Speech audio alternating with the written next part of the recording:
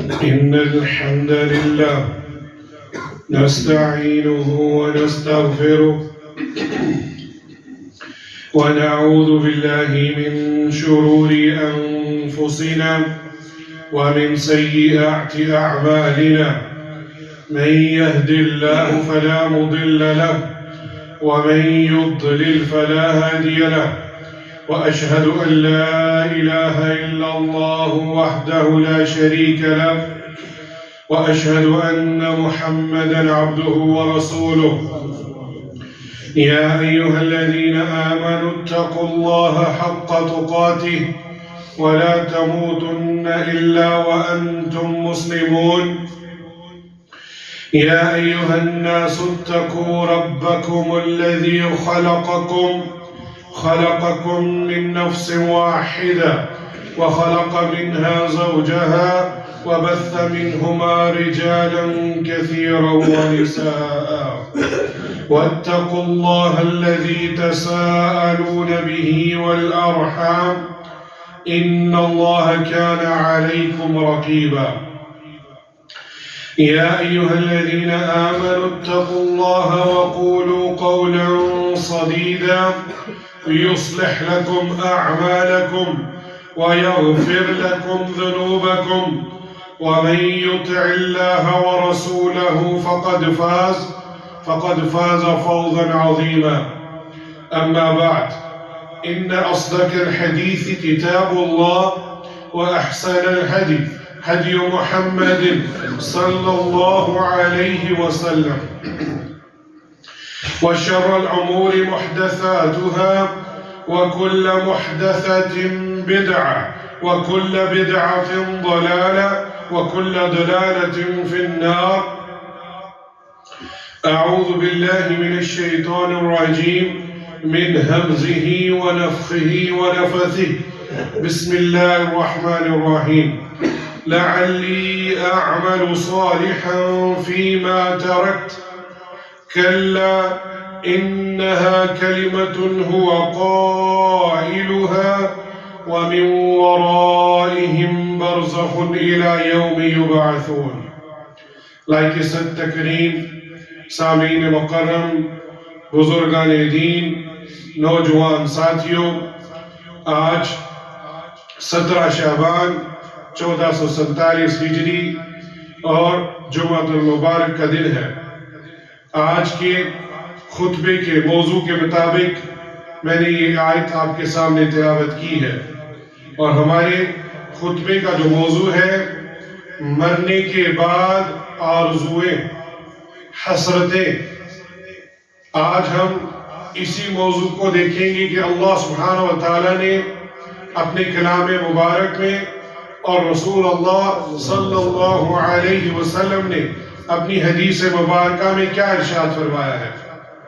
سب سے پہلے اپنی اصلاح کر لیجئے کہ ایک بار ملک الموت روح قبض کر لے وہ دنیا میں نہیں آتی۔ لوگوں نے یہ غلط عقیدہ بنا لیا ہے کہ اس مہینے میں بالخصوص شعبان میں روحیں آتی ہیں۔ یہ باطل عقیدہ ہے۔ اللہ سبحانہ و تعالیٰ نے بہت ساری آیات سے ہمیں یہ دلیل دی ہے کہ روح واپس نہیں آتی جب ایک بار جسم سے نکل جائے۔ جیسے اللہ سبحانہ و تعالیٰ نے اسی آیت مبارکہ میں ارشاد فرمایا لعلی اعمل صالحا فیما ترکت۔ مرنے کے بعد کیا آرزو کر رہا ہے کہ میں اپنی چھوڑی ہوئی دنیا میں جا کر نیک اعمال کر لوں۔ اللہ اکبر۔ اعمل صالحا، یہ حسرت کون کر رہا ہے؟ مرنے کے بعد انسان۔ اور اللہ سبحانہ و تعالیٰ نے کلا، یہ ڈانٹ اور ڈپٹ کا ڈانٹا ہے اس شخص کو کہ کلا ہرگز نہیں، یہ نہیں ہو سکتا کہ تو واپس چلا جائے۔ یہ صرف ایک قول ہے جو تو کہہ رہا ہے۔ مفسرین فرماتے ہیں یا تو وہ جا کر پھر وہی اعمال کرے گا جو وہ پہلے کر کے آیا تھا۔ یہ صرف ایک اس کا قول ہے، اور دوسرا معنی یہ واپس جا ہی نہیں سکتا اب ایک بار جو موقع ملا تھا اب وہ ختم ہو چکا ہے. اب وہ کیا ہے؟ وَمِن وَرَائِهِمْ بَرْزَخٌ إِلَى يَوْمِ يُبْعَثُونَ. بس ایک حجاب ہے، ایک آڑ ہے ان کے دوبارہ جی اٹھنے تک، یعنی قیامت تک وہ برزخ میں رہے گا. اس سے پتہ چلا یہ دنیا جس میں ہم جی رہے ہیں یہ دار العمل ہے اور آخرت دار الجزا. تو میرے اور آپ کے لیے یہ ایک موقع ہے اور یہ آخری موقع ہے. اس کے علاوہ ہمیں موقع نہیں مل سکتا. ایک ہی بار زندگی ملی ہے اور ہمارے پاس یہ موقع ہے کہ ہم نیک اعمال کر لیں. یہ ایک انتہائی اہم اور فکر انگیز حقیقت ہے کہ مرنے کے بعد انسان کی ایسی کوئی آرزویں ہوں گی یا کئی آرزویں ہوں گی، حسرتیں ہوں گی جو کبھی پوری نہ ہو سکیں گی. آج میرے اور آپ کے پاس موقع ہے ہم اپنی زندگی قرآن اور حدیث کے مطابق ڈال لیں تاکہ آخرت میں کسی حسرت اور پچھتاوے کا سامنا نہ کرنا پڑے. اللہ نے ہمیں زندگی دی ہے جو کہ ایک امتحان ہے. یہی وقت ہے کہ ہم اپنے اعمال درست کر لیں، گناہوں سے توبہ کر لیں. اللہ سبحانہ و تعالیٰ کو توبہ بہت پسند ہے.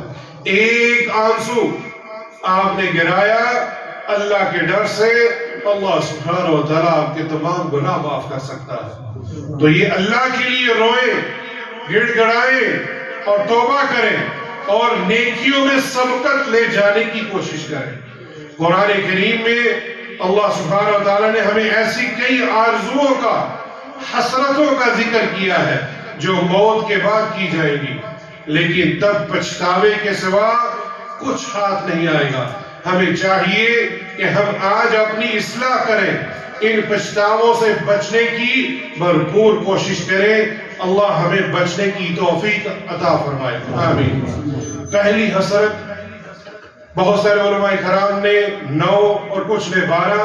علی کل حال ہم اس مختصر وقت میں جتنی بیان کر سکیں گے. اللہ سبحانہ و تعالیٰ نے سورہ النبأ کی آخری آیت میں ارشاد فرمایا إِنَّا أَنذَرْنَاكُمْ عَذَابًا قَرِيبًا يَوْمَ يَنظُرُ الْمَرْءُ مَا قَدَّمَتْ يَدَاهُ وَيَقُولُ الْكَافِرُ يَا لَيْتَنِي كُنْتُ تُرَابًا. کہ ہم نے تمہیں ان قریب آنے والے عذاب سے ڈرا دیا تھا. یہاں رک کے کہنا چاہوں گا آپ صلی اللہ علیہ وسلم رحمت العالمین ہے. آپ بشارت دینے والے تھے لیکن اس کے ساتھ ساتھ آپ نذیر بھی تھے، آپ ڈرانے والے بھی تھے. یہ پہلو آپ صلی اللہ علیہ وآلہ وسلم کے بارے میں نہیں بیان کیا جاتا، جبکہ آپ نے اپنے گھر والوں کو بھی ڈرایا ہے. کس چیز سے؟ عذاب جہنم سے، قبر کے عذاب سے، آخرت کی بھڑکتی ہوئی دوزخ سے بھی ڈرایا ہے. تو آپ نذیر تھے، اور یہاں اللہ سبحانہ و تعالیٰ بھی فرما رہے ہیں کہ ہم نے آنے والے، ان قریب آنے والے عذاب سے ڈرا دیا. جس دن انسان اپنے ہاتھوں کی کمائی کو دیکھ لے گا. ہاتھوں کی کمائی سے مراد اپنے اعمال جو اس نے کیے ہیں، نیک یا بد. اور پھر کیا فرمایا؟ کافر کہے گا کاش یا لیتنی کنت ترابا، آج میں مٹی ہو جاتا. مفسرین بیان کرتے ہیں جب وہ اپنے لیے ہولناک عذاب دیکھے گا تو یہی آرزو کرے گا. یہ ایک مفہوم ہے. اور بعض کہتے ہیں کہ اللہ سبحانہ و تعالی حیوانات جو جانور ہیں ان کے درمیان بھی عدل و انصاف کے مطابق فیصلہ کریں. اللہ اکبر. حتیٰ کہ ایک سینگ والا جانور بغیر سینگ والے جانور کو مارے گا، ان کے درمیان بھی فیصلہ ہوگا. اللہ اکبر. اور اس کو اس کا بدلہ دیا جائے گا کہ اس نے کیوں مارا بغیر سینگ والے جانور کو. اور یہ بدلہ دینے کے بعد اللہ سبحانہ و تعالیٰ ان جانوروں کو مٹی بنا دے گا. کیوں؟ ان کے لیے کوئی جنت اور جہنم نہیں ہے. اب کافر یہ دیکھے گا کہ یہ جانور بدلہ لینے کے بعد مٹی ہو گیا، اور وہ کہے گا کاش میں بھی جانور ہوتا اور مٹی ہو جاتا، میرا حساب نہ ہوتا۔ تفسیر ابن کثیر کے اندر یہ پہلی آرزو کافر کرے گا، اور ہمیں اپنی اصلاح کرنی ہے کہ ہم ایمان کی حالت میں اللہ ہمیں موت عطا فرمائے اور نیک اعمال کریں تاکہ ہمیں حسرت نہ ہو۔ دوسری آرزو اور حسرت، وَجِيءَ يَوْمَئِذٍ بِجَهَنَّمَ يَوْمَئِذٍ يَتَذَكَّرُ الْإِنسَانُ وَأَنَّى لَهُ الذِّكْرَى۔ سورۃ الفجر آیت نمبر 23 اور 24 بھی ہے، جس میں 23 میں اللہ سبحانہ وتعالیٰ نے کیا فرمایا، اور جس دن جہنم بھی لائی جائے گی۔ یہاں ایمان اپنا کر لیجئے، جنت اور جہنم موجود ہے اور ابھی بھی ہے، کیونکہ ایک باطل فرقہ ہے جو اس کا انکار کرتا ہے اور کہتا ہے کہ لائی جائے گی۔ ایسا نہیں ہے، امام بخاری نے یہ ثابت کیا ہے اور حدیث مبارکہ سے ثابت کیا ہے، جنت اور جہنم موجود ہے اور ہمارا ایمان ہونا چاہیے۔ اور قیامت کے دن جہنم کو لایا جائے گا، اس دن انسان کو سمجھ آئے گی، مگر آج اس کے سمجھنے کا فائدہ کوئی نہیں ہوگا۔ یہاں عبداللہ ابن مسعود رضی اللہ عنہ سے مروی یہ حدیث، آپ صلی اللہ علیہ وسلم نے جہنم کو لانے کا نقشہ بھی کھینچا ہے، ہمیں بتایا ہے۔ کیا فرمایا؟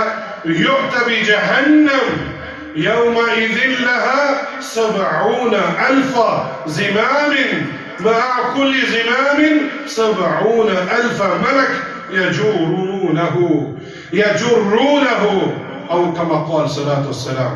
صحیح مسلم کی یہ روایت ہے، اس دن جہنم کو لایا جائے گا، اس کی 70,000 لگامیں ہوں گی، اور ہر لگام پر 70,000 فرشتے ہوں گے جو جہنم کو کھینچ رہے ہوں گے۔ اللہ ہمیں جہنم سے بچائے، آمین۔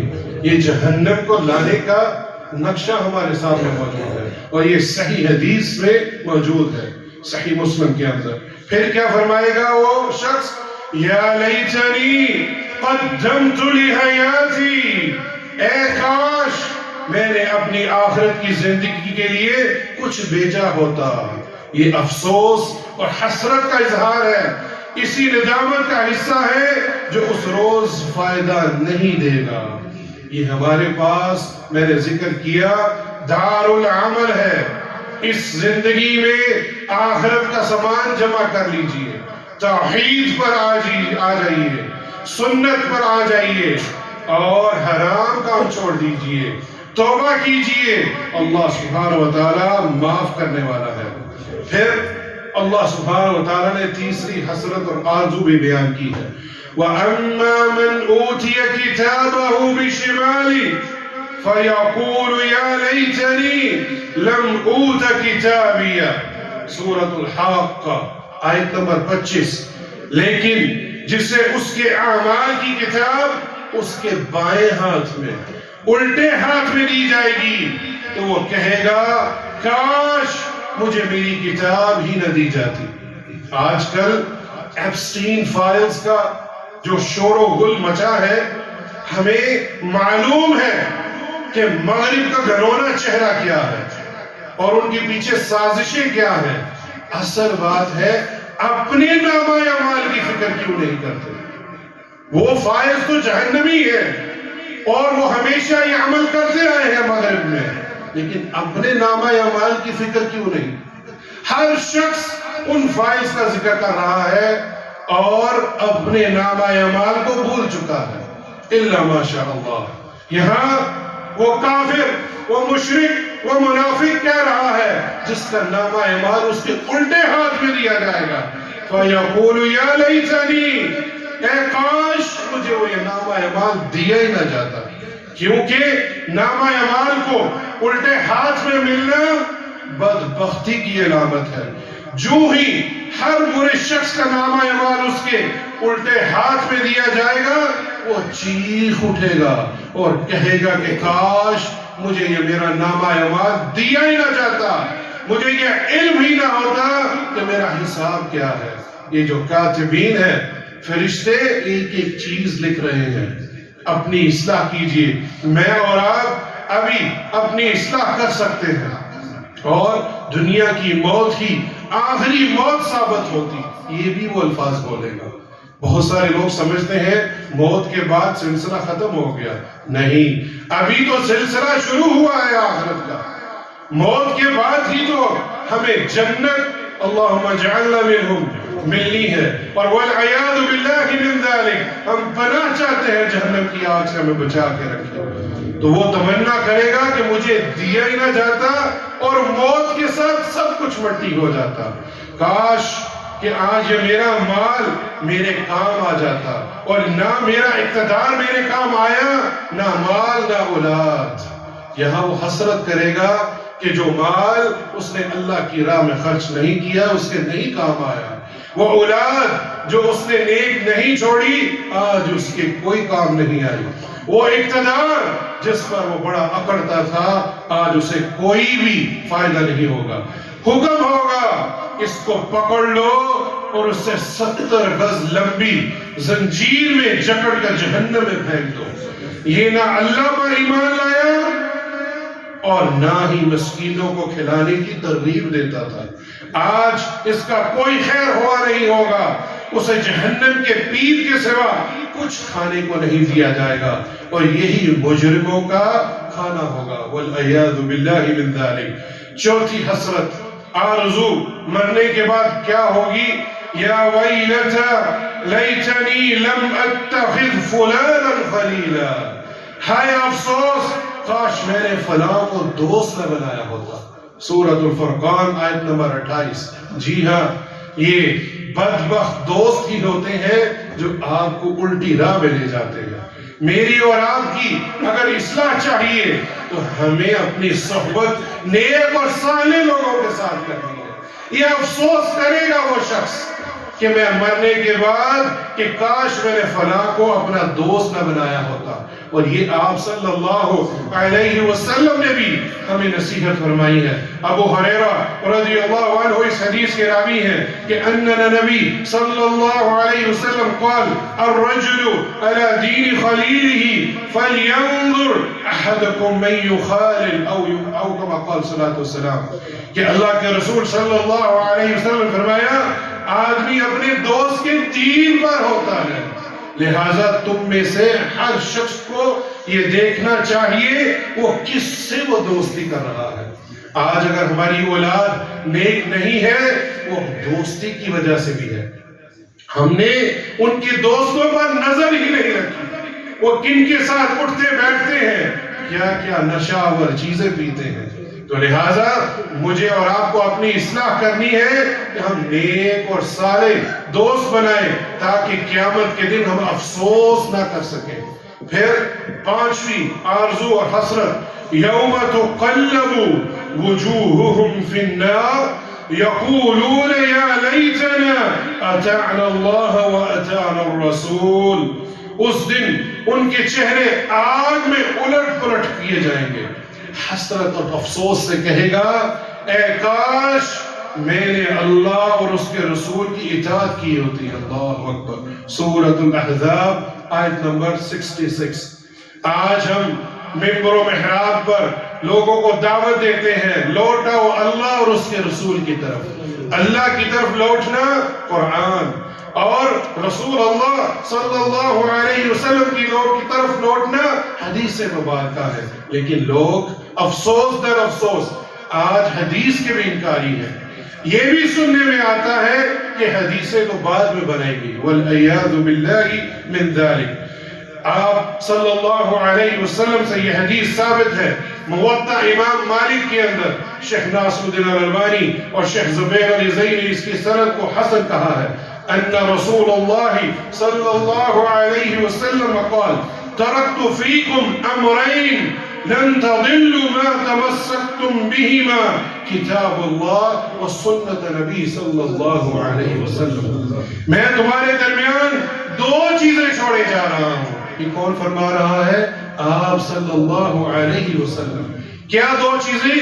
کتاب اللہ اور اللہ کے رسول صلی اللہ علیہ وسلم کی سنت، یعنی ایک قرآن اور دوسری حدیث مبارکہ۔ اور جو انکار کرتے ہیں، جو ان کے منکر ہیں، وہ اس حدیث کا کیا جواب دیں گے؟ در حقیقت وہ حدیثوں کا انکار نہیں کر رہے، اپنی جہالت اور اپنے کفر کا اظہار کرتے ہیں، کیونکہ حدیثوں کا انکار کرنا در حقیقت قرآن کا انکار کرنے کے مترادف ہے۔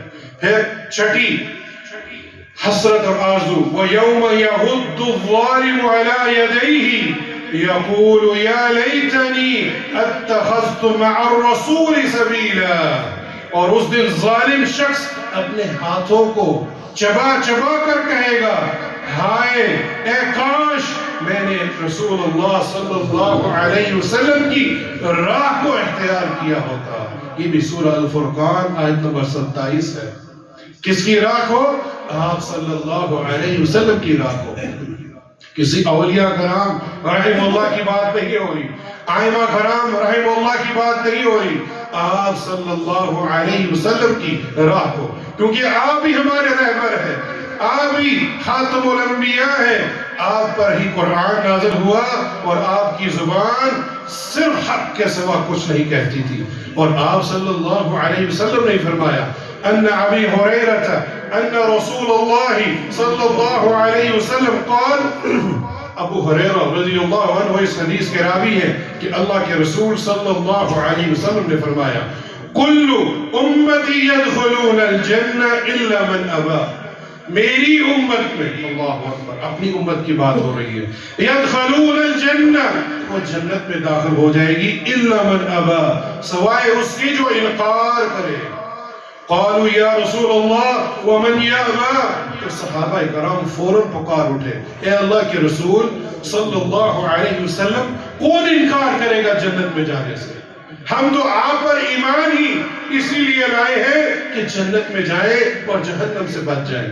تو آپ صلی اللہ علیہ وسلم نے قاعدہ کھینچ دیا، قال من اطاعنی دخل الجنہ، جو میری اطاعت کرے گا وہ جنت میں جائے گا، ومن عصانی، اور جو میری نافرمانی کرے گا فقد ابا، اس نے جنت میں جانے سے انکار کر دیا۔ اندازہ کر لیجئے آج کتنی حدیثیں ہیں ہمیں معلوم ہے لیکن ہم عمل نہیں کرتے، والعیاذ باللہ من ذالک الا ما شاء اللہ۔ کتنے لوگ ہیں جو صحیح حدیثوں کا انکار کرتے ہیں اور اپنے اپنے مشائخ، اپنے اپنے آئمہ کرام بنا لیے ہیں اور ان کی پیروی کرتے ہیں۔ اور یہ آپ صلی اللہ علیہ وسلم کی حدیث صحیح بخاری کے اندر موجود ہے۔ ساتویں حسرت، یا لیتنی لم اشرک بربی احدا، اللہ اکبر، سورۃ الکہف کی آیت ہے، اے کاش میں نے اپنے رب کے ساتھ کسی کو شریک نہ ٹھہرایا ہوتا۔ اللہ اکبر، اب افسوس کر رہا ہے، دنیا میں شرک کرتا تھا، کوئی غیر الہ پہ ماتھا ٹیکتا تھا، حاجت روا، مشکل کشا، داتا کسی اور کو مانتا تھا، اللہ سبحانہ و تعالیٰ کی عبادت نہیں کرتا تھا۔ مرنے کے بعد، اپنی آنکھوں سے دیکھنے کے بعد کیا افسوس کر رہا ہے کہ لم اشرک بربی احدا، اے کاش میں اللہ کے ساتھ شرک نہ کرتا۔ کتنا واضح یہ بیان ہے۔ اللہ سبحانہ و تعالیٰ نے سورہ النساء کے اندر 2 بار ارشاد فرمایا ہے، ان اللہ لا یغفر ان یشرک بہ، اللہ سبحانہ و تعالیٰ یہ گناہ شرک کا کبھی معاف نہیں کرے گا۔ اگر کوئی شخص شرک پر مر جائے اس کی معافی نہیں ہے۔ وَيَغْفِرُ مَا دُونَ ذَلِكَ لِمَن يَشَاءُ، اس کے علاوہ اللہ چاہے تو معاف کرے، چاہے تو سزا دے، لیکن شرک اس کے اوپر کوئی معافی نہیں ہے۔ لیکن آج ہم دیکھتے ہیں شرک ہر جگہ پھیل رہا ہے۔ وَمَن يُشْرِكْ بِاللَّهِ فَقَدِ افْتَرَىٰ إِثْمًا عَظِيمًا، اور جو اللہ کے ساتھ شرک مقرر کرے گا، شریک مقرر کرے گا، اس نے بہت بڑا گناہ اور بہتان باندھا ہے۔ توحید بڑی ہی ضروری ہے۔ مختصر بات بتا دیتا ہوں توحید کے حوالے سے، ایمان کی بھی خوشبو ہے اور توحید کی بھی خوشبو ہے۔ ہم نے پچھلے جمعے ذکر کیا کہ جب روح نکالی جاتی ہے تو فرشتے اس کا پروٹوکول کرتے ہیں، اس کی خوشبو سونگتے ہیں، اور اس کو ہر آسمان کے ساتھ، ہر آسمان کے ساتھ وہ آسمان کے فرشتے اس خوشبو کو سونگ کر اس کے پروٹوکول کے ساتھ اللہ سبحانہ و تعالیٰ کی طرف لے کے جاتے ہیں۔ یہ ایک ذکر اللہ کے رسول صلی اللہ علیہ وسلم نے بھی کیا ہے۔ وہ عورت جو فرعون کی بیٹی کی کنگھی کرنے والی تھی، ہمیں ان کا نام بھی نہیں معلوم، اللہ اکبر، امرأۃ فرعون، فرعون کی جو بیٹی ہے، اور اس کی آگے خادمہ جو کنگھی کرتی تھی، اس کا بھی ذکر ہوا ہے، اور وہ ذکر معراج کے وقت ہوا۔